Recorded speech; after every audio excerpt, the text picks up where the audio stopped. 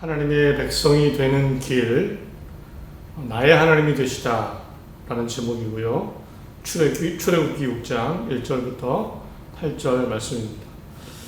구약 성경의 대부분의 기록과 역사는 아브라함을 시작으로 이스라엘 민족의 역사입니다. 사실이 그렇습니다. 하나님은 이스라엘 민족을 꼭 집어서 그들의 역사 속에 함께 하셨고 그들의 역사를 만드셨고 이것을 성경으로 기록하게 하셨습니다. 이런 생각을 갖게 됩니다. 그러면 왜 다른 민족도 많고 다른 사람도 많은데 특별히 아브라함이었을까? 이스라엘 민족이었을까? 생각한 적이 있습니다. 특별히 이스라엘 민족 아브라함만 사랑하셔서 그래서 이렇게 해주신 건가? 그러나 아무리 생각해도요, 모든 인간을 창조하신 하나님이 절대 이렇게 편애를 하실 분이 아닙니다. 아브라함 한 사람 그 후손만 사랑하시는 그런 불완전한 하나님은 아니십니다. 분명 하나님은 모든 사람을 사랑하십니다. 그래서 당연히 모든 사람을 위해서 예수님을 대신 죽게 한 겁니다. 그래서 결국 왜 특별히 아브라함이었을까? 왜 특별히 이스라엘 민족이었을까? 이런 생각은 사실 맞지 않습니다.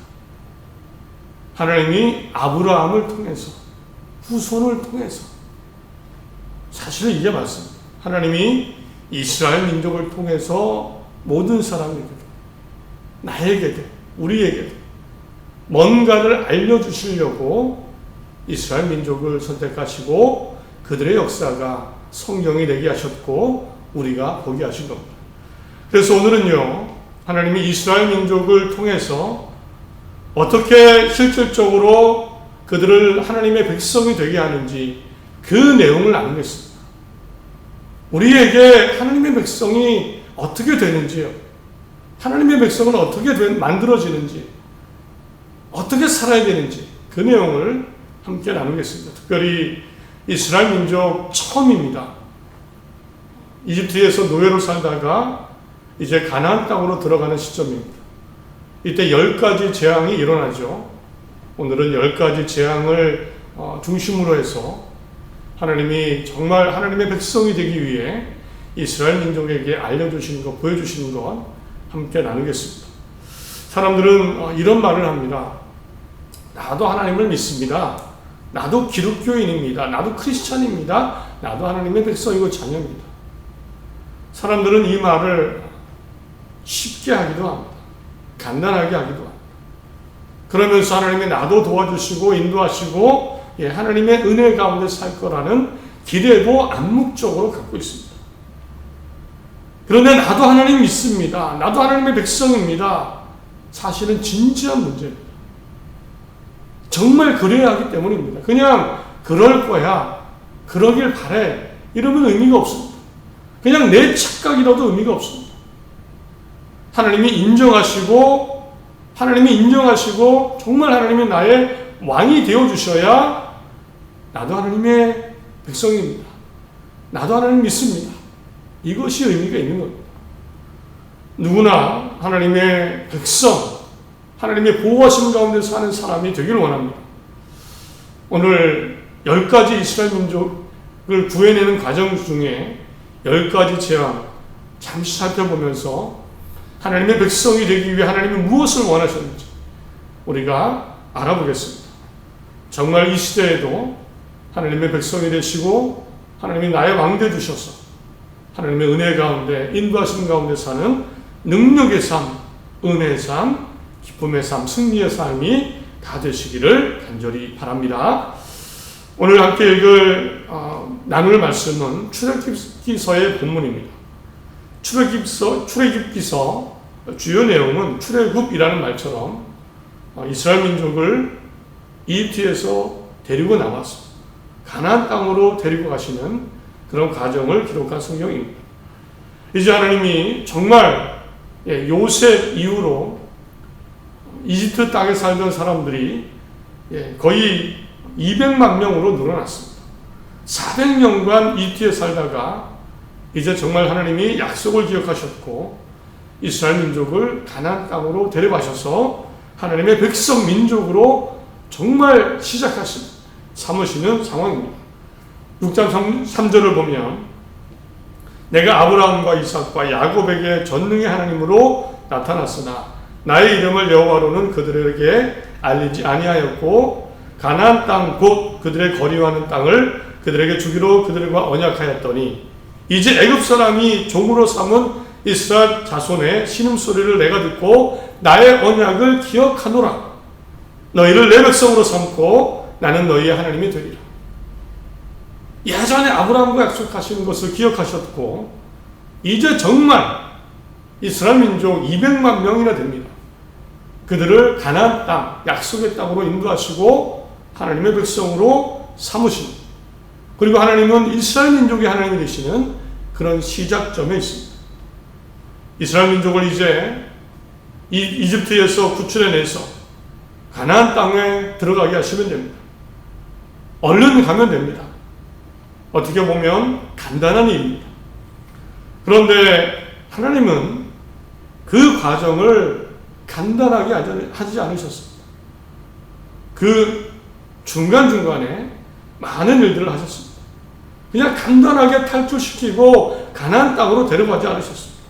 대표적으로 하나님은 이집트와 바로 왕에게 10가지 재앙을 일으키셨습니다. 바로 왕이 보내주지 않는 겁니다.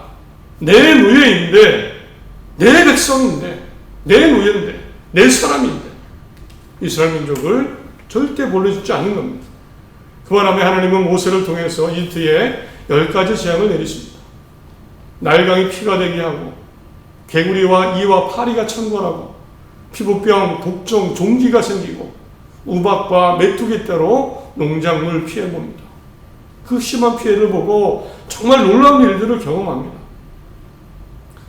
이집트에 3일간 암흑이 일어나고 결국에는 마지막 재앙은 이스라엘 민족을 제외한 사람이든 짐승이든 애굽의 모든 마다들이 척죄된 것이 다 죽는 그런 재앙까지 일어나게 됩니다.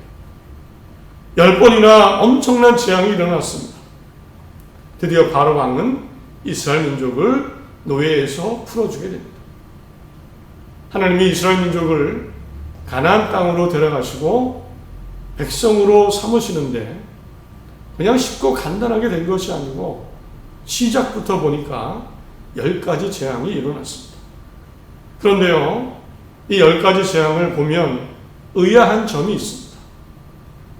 사실 바로 왕이 완고의 고집이 세서 이스라엘 민족을 보내주지 않았지만 그 바로 왕의 마음을 완고하게 하신 분이 다름 아닌 하나님이셨습니다. 사실 하나님이 그렇게 하신 겁니다. 7장 3절을 보면 내가 바로의 마음을 완악하게 하고 10장 27절도 보면 여호와께서 바로의 마음을 완악하게 하셨습니다. 10번이나 재앙이 일어났는데 이스라엘 민족을 보내지 않은 것, 결국 하나님이 바로의 마음을 고집세게 완고하게 만드셨기 때문입니다. 당연히 왜라는 물음이 생깁니다. 왜 이렇게 번거롭게 하셨을까요? 왜 10가지 재앙이 일어나게 하셨을까요? 그냥 쉽고 간단하게 약속 땅으로 데려가시면 되지 않습니까? 그냥 바로 왕에게 꿈에 나타나셔서 이스라엘 민족을 보내라. 간단하게 끝나는 일입니다.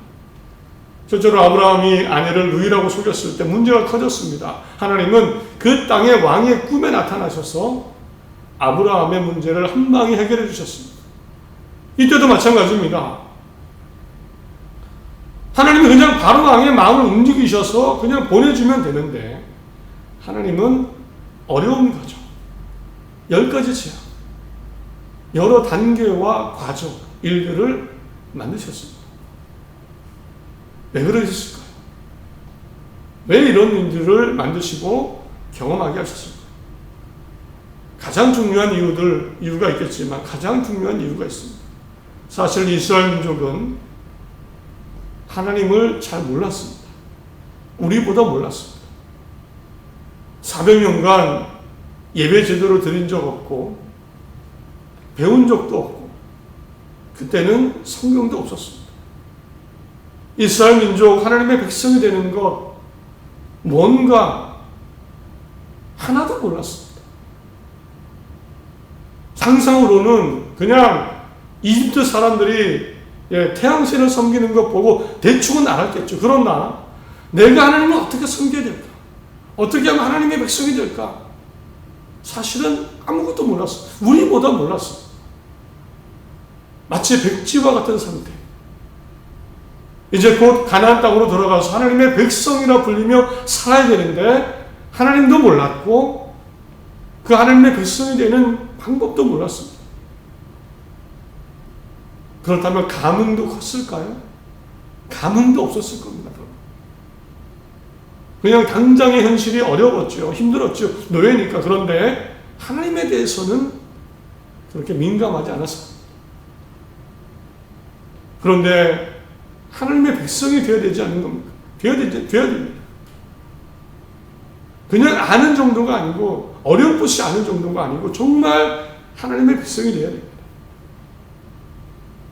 그래서 이제 하나님은 하나님의 백성으로 삼으시고 7절에 나오죠.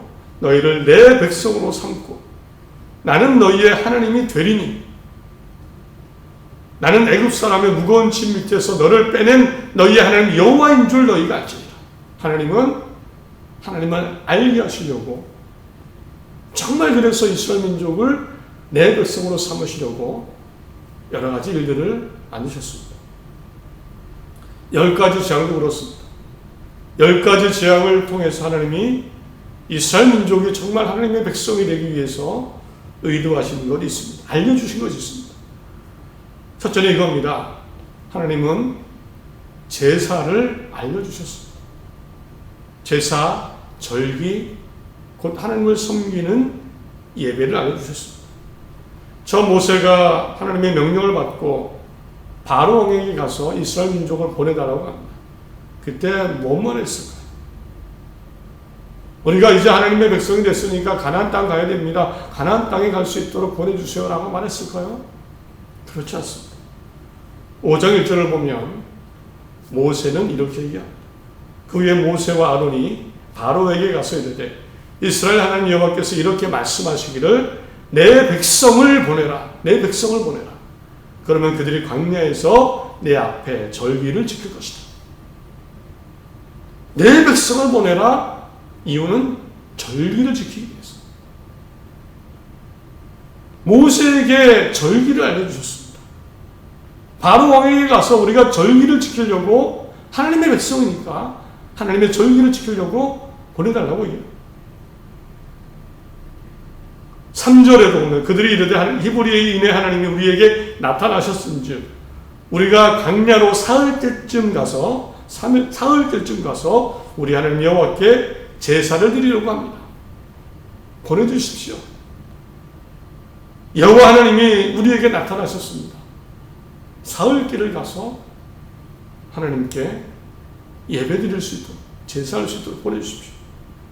8장 1절을 봐도 여호와께서 모세에게 이르시되 너는 바로에게 가서 그에게 이르기를 여호와의 말씀에 내 백성을 보내라. 그들이 나를 섬길 것이다. 내 백성을 보내라. 그들이 나를 섬길 것이다. 하나님은 계속해서 모세를 통해 절기를 지키려고 합니다. 하나님께 예배, 제사 예배 드리려고 합니다. 우리가 하나님의 백성으로서 예배하고 섬기려고 합니다. 우리를 보내주십시오라고 얘기해요. 하나님은 하나님의 백성이 되는 그들에게 제사, 예배, 섬김을 나눠주셨습니다. 그래서 모세와 바로 왕의 대화를 보면 다 그런 내용입니다. 우리가 하나님의 절기를 제사를 지키려고 가야 됩니다. 바로 왕이 처음에는 너희들이 일이 편해서 그냥 편해서 그런 예배도 드릴 생각이 있구나. 그래서 보내주지 않고 이제는 더 힘든 노역을 시킵니다. 벽돌을 만들려고 하는데 똑같은 벽돌 양을 만드는데 짚을 주지 않습니다. 시간을 안 줍니다. 너희들이 시간이 남아서 그 하나님이라는 신에게 제사 드리려고 하는 겁니다. 시간을 안 줍니다. 재앙이 일어나고 모세가 또 찾아갑니다. 그때도 우리가 제사 드리러 가야 됩니다. 예배하러 가야 됩니다. 그러자 이번에는 그러면 이 땅에서 드려라. 가지 말고 이 땅에 드려라. 또 가더라도 짐승은 놔두고 가라. 어른들만 가라. 계속 이런 이야기를 합니다. 결국에 바로왕이 보냈는데 너무 멀리는 가지 말고 가까이 가서 모세와 바로왕의 대화는 우리가 하나님의 백성이니까 하나님을 섬겨야 됩니다. 제사하러 번제, 화목제, 속죄제 제사하러 가야 됩니다. 보내주십시오. 하나님은 하나님의 백성으로 이스라엘 민족을 삼으실 때 이 제사를 말씀하셨습니다. 실제로 이집트에서 나왔습니다.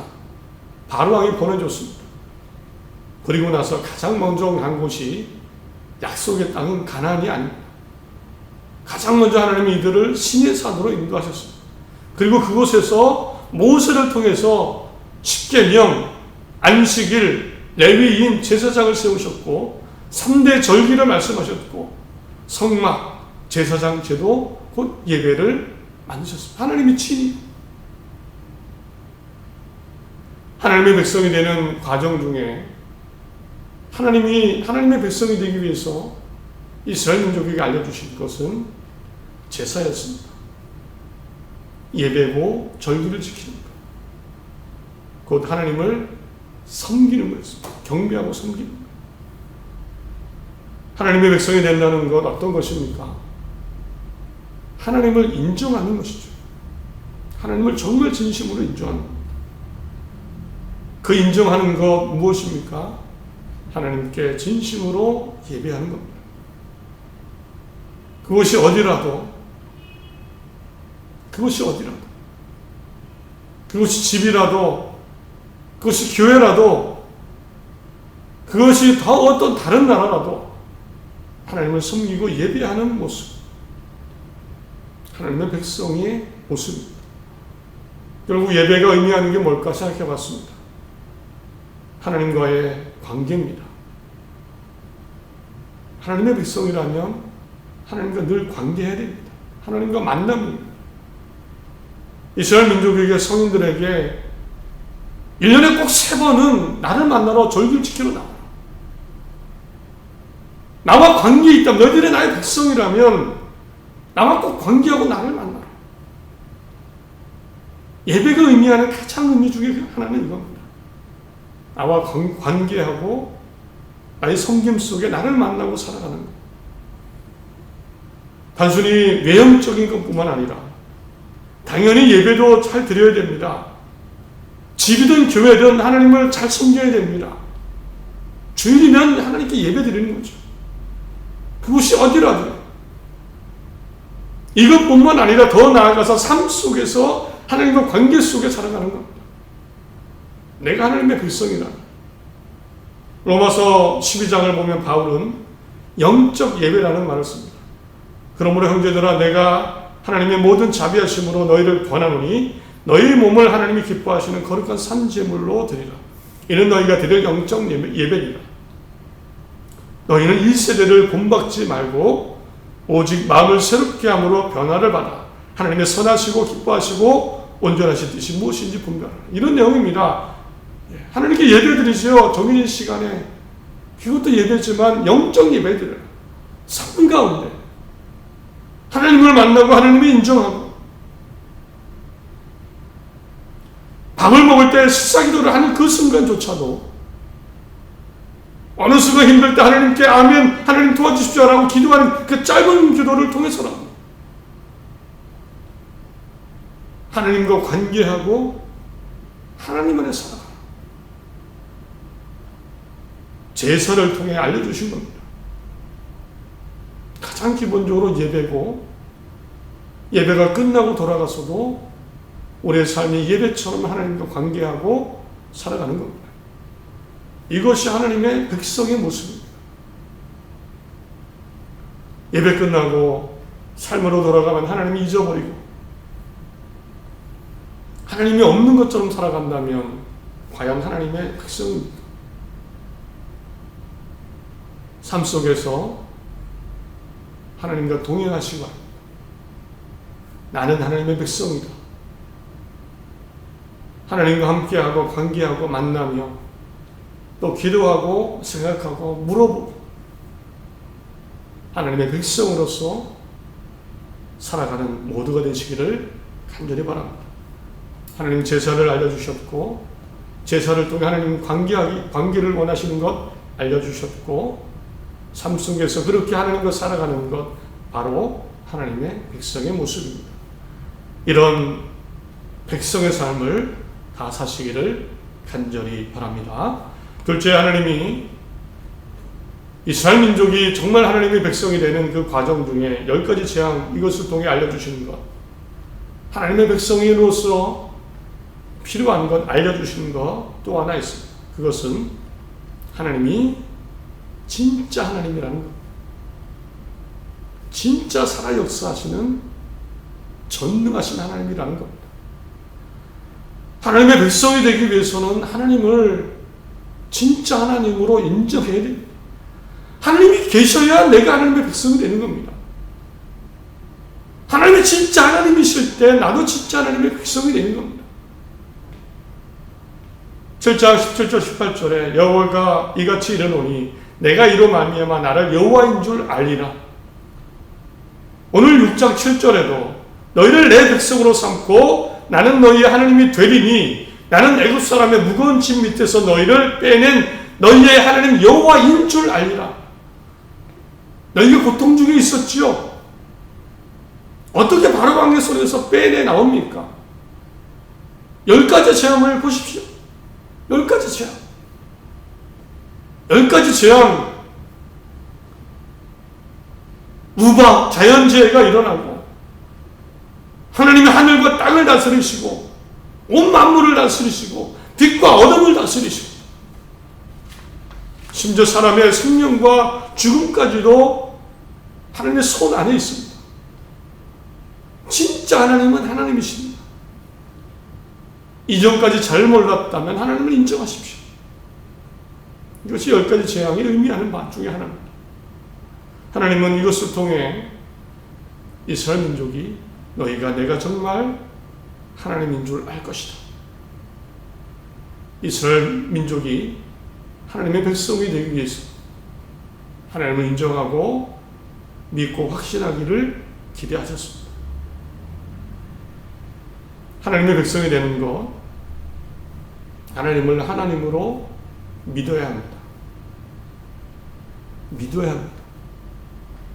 하나님을 하나님으로 인정하고 확신하고 살아가야 됩니다. 그리고 의지해야 됩니다. 그럴 때 하나님의 백성이 되는 겁니다.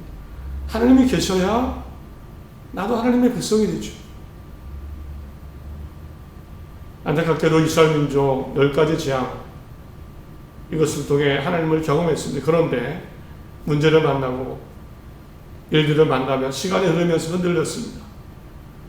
물이 없다고, 음식이 없다고, 결국 가나안 땅, 약속의 땅 입구, 하나님의 민족으로서 출발 입구에서 그 가나안 땅에 사는 거인들을 보고 하나님을 확신하지 못했습니다. 진짜 하나님을 믿고 의지하지 못했습니다. 차라리 여기서 죽는 것보다 이집트로 더 가는 게 낫겠다.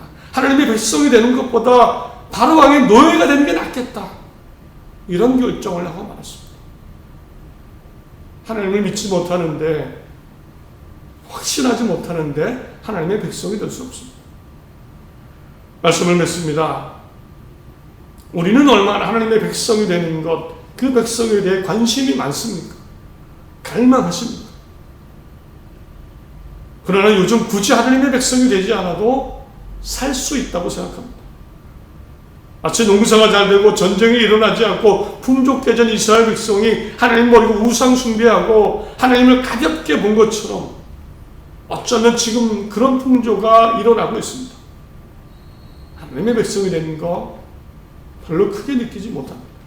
그러나 이스라엘 민족이 풍족해지고 전쟁이 일어나지 않고 잘 살 수 있었던 것 하나님의 백성이었기 때문입니다. 백성이었기 때문에 하나님 보호해 주셔서 그렇게 살았습니다. 마찬가지로 우리가 이런 풍요를 누리는 것, 이 대한민국이 이런 풍요를 누리는 것, 세계 곳곳에 하나님 대한민국, 한국이 유명해진 것, 하나님의 백성으로 살아서 뜨겁게 하나님을 의지하고 백성으로 산 믿음의 사람들 때문이라고 저는 믿습니다. 그러므로 앞으로 어떻게 되겠습니까? 우리가 하나님의 백성으로 살아야 됩니다. 과거의 믿음의 사람들, 우리 부모 세대들, 믿음의 선조들, 거기에 그것에 머물지 않고 나도 그래야죠. 미래를 위해서, 나와 우리 가정, 우리 대한민국의 미래를 위해서 내가 하나님의 백성이 되고 백성으로 살아서 하나님을 섬기고 그런 나라, 가정, 삶을 만들어 가야 됩니다. 다시 한번 기대하고 깨닫고 그렇게 살았으면 합니다. 하나님을 섬기는 하나님의 백성, 하나님을 믿고 확신하는 하나님의 백성, 바로 우리 모두가 되어야 될 줄 믿습니다. 새로운 한 주입니다. 그냥 한 주가 아니고 하나님의 백성으로 살아가는 한 주입니다. 하나님만의 힘을 내시고 하나님과 동행하며 하나님의 역사를 경험하고 모든 삶을 이겨내시고 그래서 다른 사람에게도 하나님의 백성의 모습, 살아계심을 나타내는 그런 삶 다 되시기를 바랍니다.